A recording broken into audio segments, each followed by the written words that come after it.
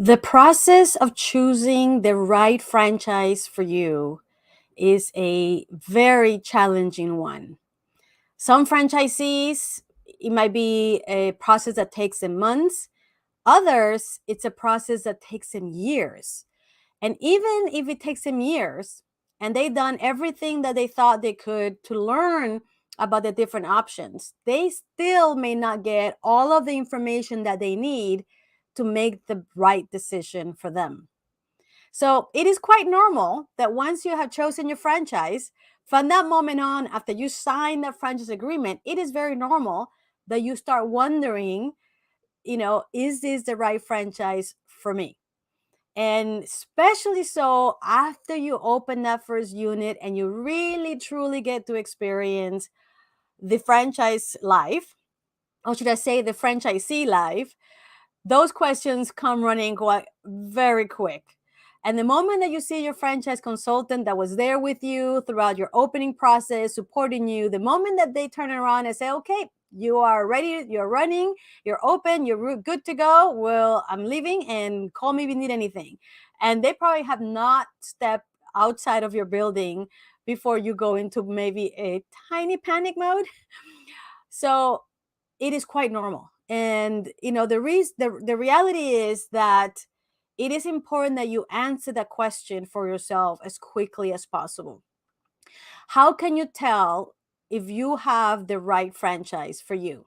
And what to do if you don't? This is the topic for today's show. And pay attention, because if you're thinking about this, if this is a question in your mind, you may want to stick around and hear what I have to share here.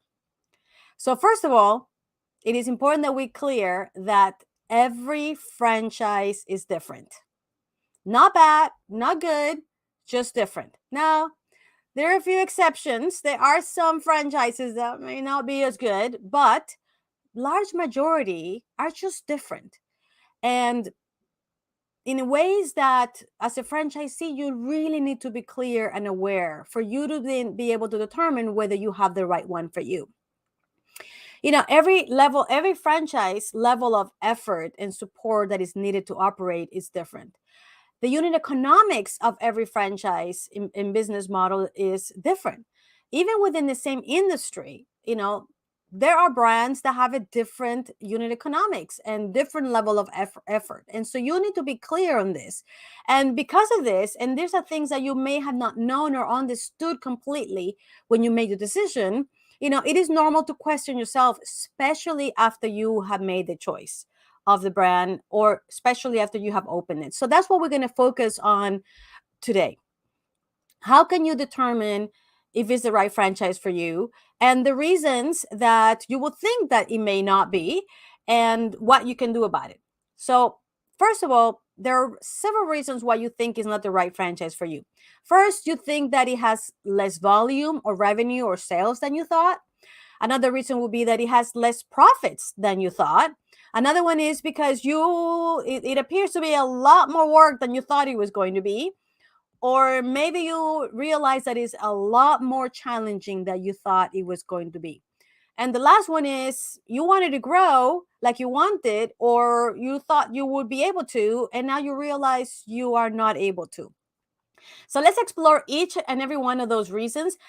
And by the way, if you have any other reasons, put it in the chat of the show, and send me a note. I would love to know what other reasons could it be that you think that this is not the right franchise for you. So let's go ahead and tackle each one of these and see if you can think through them. And as I'm sharing these thoughts, think about that in regards to your franchise. So first, less volume than you thought it would be. Well, in most franchises, more volume requires more investment. Now, it's true that there's a few exceptions. Like, for example, if you had a Starbucks, which is not a franchise, but let's say you had a Starbucks and you saw, especially the first few years, not so much anymore, but the first few years, big lineups, lots of volume, compared to the investment that it might be required. But for most franchise brands, the level of investment required to open the unit is pretty much directly related to the volume, especially for those mature, mature and high brand awareness brands.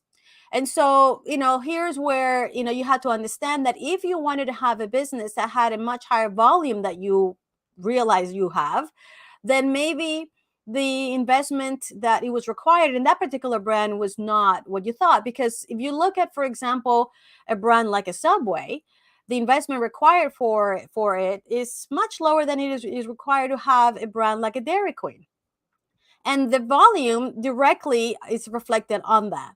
And so it is very important that you understand, okay, this is how much investment is, this is how much I should expect. And a great place for you to look at, which I'm sure in your research you did, is the FTD. In there, it will tell you on average what is the average revenue for the brand that you acquired. And so that is something that is very important, and there's very few exceptions in that. And if there are, because of maybe popularity at the beginning of the explosion of that brand, it is something that relation is something that is not going to last normally. So that's the first one. So if you would like to have a business that has more volume, that means that you need to find a brand that probably has a bigger investment, and you will be able to determine that in the FDDs, franchise disclosure documents, for each of the brands that are out there for franchising. So that's point number one. Point number two is less profit than you thought. Maybe you thought that you were going to make an X investment and that you should have had a 2, 3, 4, maybe even a 10X return. But in the franchise world, retail world, a brick and mortar business, business to consumer, there is a financial reality, or what we call the unit economics of a franchise. And those unit economics, which is the financials of a business, what type of profitability you could sort of expect if running absolutely perfect, is pretty much set.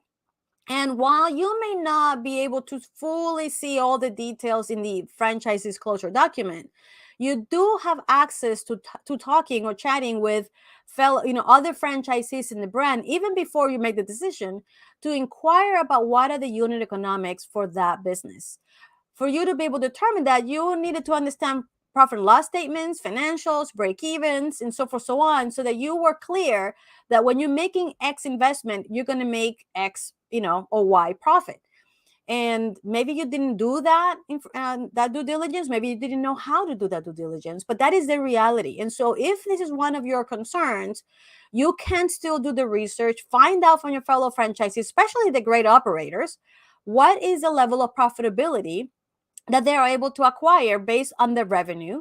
And then that will give you an idea of where you are compared to that. And if you are off, meaning if you are under that, then there's something else other than the franchise that's missing for you to be able to achieve the profitability that brand, that business model, the unit economics of that franchise can provide. And then the question, or the answer to that question, will be something different than it could be the wrong franchise. Okay. So then the third point is that the franchise is much more work than you thought. And here is the challenge. Sometimes people think when they acquire a franchise that because the franchisor will provide all the details of the house and the whys on how to reproduce that brand with a high level of excellence, they will provide training and support and training materials and resources so that you and your team can duplicate the brand. The reality is that I don't really know many franchises that are the set it and forget it type of franchises. And you know what they say, when the cat's out, the mice play. And so if you're going to be owning a business, you're going to make a significant investment in a franchise, I will have to tell you that 99% of them will require you to be there, be present, and actually lead and oversee the operations. Now, how much work is going to be will depend on your systems. Do you have the systems in place, not just to duplicate the brand? The franchisor provides that. But then you need to have the systems to manage the business. The franchisor does not provide that. So if you're someone that has very good business management systems that are documented and trained and delegated to your leaders, then maybe there is less work. But if you're the one that is there day in and day out, and you're the one that has to communicate how to manage the business, then it is going to be a lot more work. And so the answer is, it's not that the franchise is too complicated, but that maybe you haven't set the systems in place so that other people, other leaders can actually manage them for you, and therefore lessen the amount of your involvement.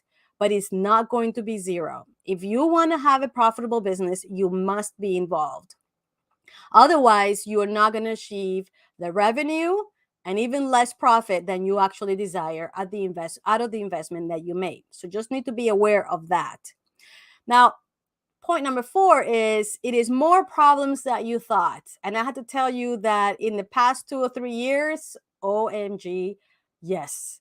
Between COVID, inflation, staffing, and challenges. I mean, you have gone through politics, you have gone through so much in the last 2 to 3 years, and things that we haven't gone to this level, this much, so concentrated of a time in the past. So I'm sorry to say, yes, you have experienced something that is really not normal, and let's hope that it is going to start to become less normal in the future. And so, but this is the reality of entrepreneurship, having the financial freedom of owning your own business and being able to dictate what you do in your business has a cost. And the last 2 or 3 days, that 2 or 3 years, this cost has been much higher than it normally had been in the past. So you're right. It has been quite a challenge. There's been a lot of opportunities and problems. However, I will have to tell you that having gone through all of that and coming out on the other side, meaning that you're still a franchisee today and your business is still operating, you have learned so much in this last 2 to 3 years, much more than a normal franchisee would have, maybe over 10 years of experience. And what that does is that it sets you up for a great future if you apply all of this knowledge and continue to learn, in the future. And that's going to help you accelerate your growth if that's what you want, because now you know so much if you have overcome this last few years of challenges. So the bad news is that, yes, at this point, it has been very challenging. The good news is, coming forward, I think it's going to be a little bit better. Okay. And that brings us to the last point, which is, you cannot grow the way you wanted to or thought you could. Now, the answer for this is a little different, because growth, if it has to do with the number of units that you wanted to do, because a lot of franchisees, there are two types of franchisees. The franchisees that get into franchising because they want one franchise, they want to have a job, replace the job they had, and be able to, be in command of their time. Now, if you actually got into franchising so that you build an enterprise, meaning a multi-unit enterprise, then if you didn't do certain things the moment that you start getting into franchising, then this is going to be a challenge. And what I'm talking about is, if your goal always had been to grow into a multi-unit enterprise, then that means that from the get-go, you needed to negotiate an area agreement, meaning have some way, some agreement in which you locked in an area in which you could develop the number of units that you want. If you didn't do that and you only acquired the rights for one unit, and then by the time you want to open a second or a third, you realize that there is no more space in the market with that brand, then now you have a problem. And it's really not something that you can do much about, other than maybe negotiate and acquire franchise units in your area, which is a much longer a plan of attack, but still possible. I mean, I know I have several clients that have acquired and continue to acquire, and that is one of the biggest focuses for them when it comes to multi-unit growth. But it is a lot easier when you start as a franchisee to negotiate from the beginning those area agreements, so that you can already block or retain those areas so that you can grow as soon as you're ready, or the agreement says so. And so that's a whole different, conversation. Now, if the challenge is that you are, now that you have the revenue, but you are finding yourself challenged on being able to grow more revenue, meaning more sales, then I will have to tell you that there are only very few ways for you to be able to do that. And a lot of them has to do with work, right? Because the brand will give you X amount of sales. Once you open your brand, their brand recognition brings you revenue automatically. That's what I tell my clients. Your brand brings you revenue, and then you have to make the profit with your business management systems. Beyond that revenue, that initial revenue, then for you to no longer retain that revenue, but increase it, you need to execute the brand with a high level of excellence. And then you must do local store marketing. So if you want to have sales beyond the sales you had from the moment that you opened and the naturally organic increase, you have to then do local store marketing and be really good at that. And if you do that, then you are able to increase your revenue. So as you can see, these are the reasons most franchisees wonder if they got the right franchise for them, right? Some of them thought that they had less volume than they thought. Some of them, some of you may have thought that you have less profit than you thought. Some of you think that it's more work than you thought. Some of you have more problems than you thought, and some of you can't grow the way you thought you could. And so I hope that I have given you a couple of things to think about with your business. Now, I have to tell you that almost, not all, but almost any franchise can be the right franchise for you if you understand that every franchise is different and that the investment and the unit economics is what's going to dictate what you can or cannot do with that business. Now, you could actually go beyond that, but again, it will take a lot more effort, a lot more professionalism, and a lot more knowledge for you to get beyond what the normal franchisee can accomplish. And so this your franchise may not be the right franchise for you, or maybe it is. So as you go through these points, I hope that you can then determine, is your franchise the right franchise? And you may have to do some research and analysis and conversations for you to make that decision. My high recommendation is that if you, at the end of those conversations and all that research, you realize that it's not the franchise for you, make a change.